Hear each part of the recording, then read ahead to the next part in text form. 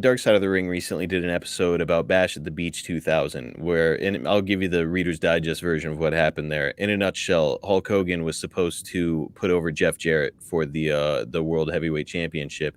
Hogan didn't want to go out there and do it, and he had creative control. So Vince Russo wound up having Jeff Jarrett go out to the ring, and this is a shoot. He had him just go out to the ring and lay down without telling Hogan. So Jeff just climbs in the ring, lays down, and Hogan puts his foot on him and pins him. And Hogan was furious about it, of course, because he was expecting a match.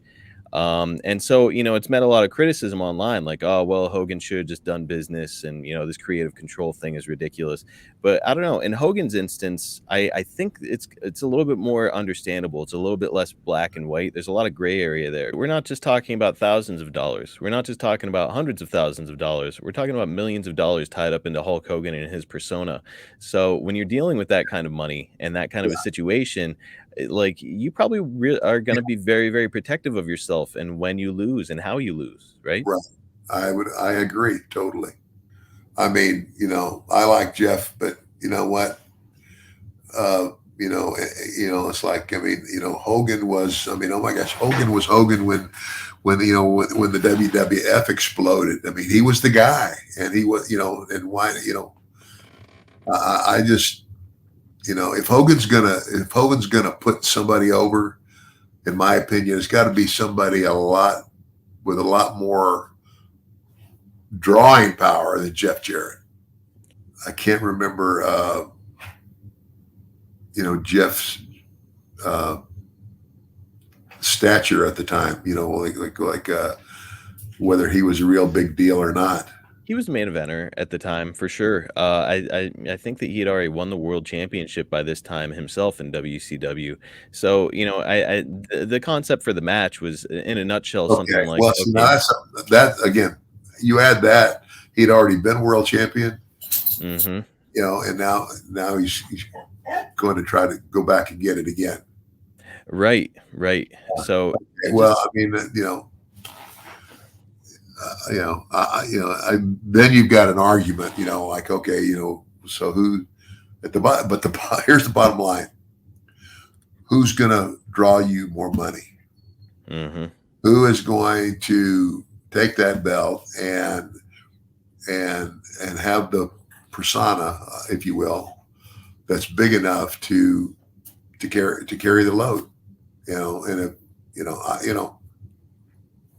Hogan had that name equity. yeah, he did. So yeah, just interesting. And again, I mean, even Hulk will tell you, Hulk's not a great wrestler, and he's not a great ring technician. He had this unbelievable gimmick. He had the look.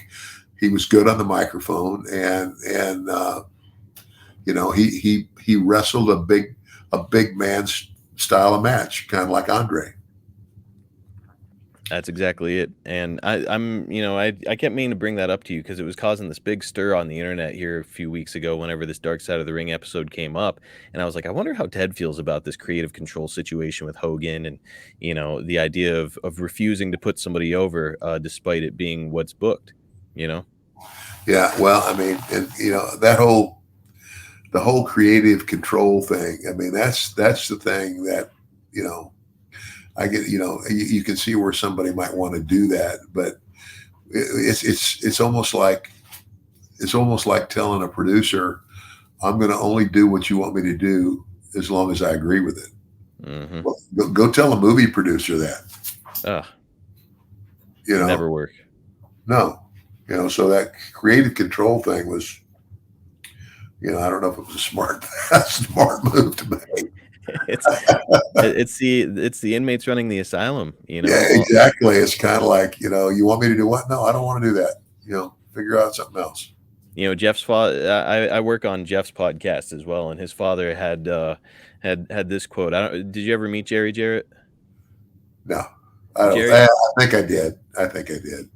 Jerry had this perspective on wrestling. He said, as soon as you start guaranteeing money to these professional wrestlers, you're going to lose all the leverage that you have, because now all of a sudden it's not incentive based. where Yeah, if you go out there and do what I say and do it well, you'll make more money. That stopped existing whenever guaranteed contracts came into play. Now you right. add something like creative control, and man, you're talking about some very weird, sticky ground. Yeah, yeah, yeah. It's like it takes all your power away. Yep. Yeah, All of a sudden, the boys have the right to say, "Yeah, I know that's what you want me to do, and you pay me, but I'm not doing it," and you have no right. recourse. Yeah.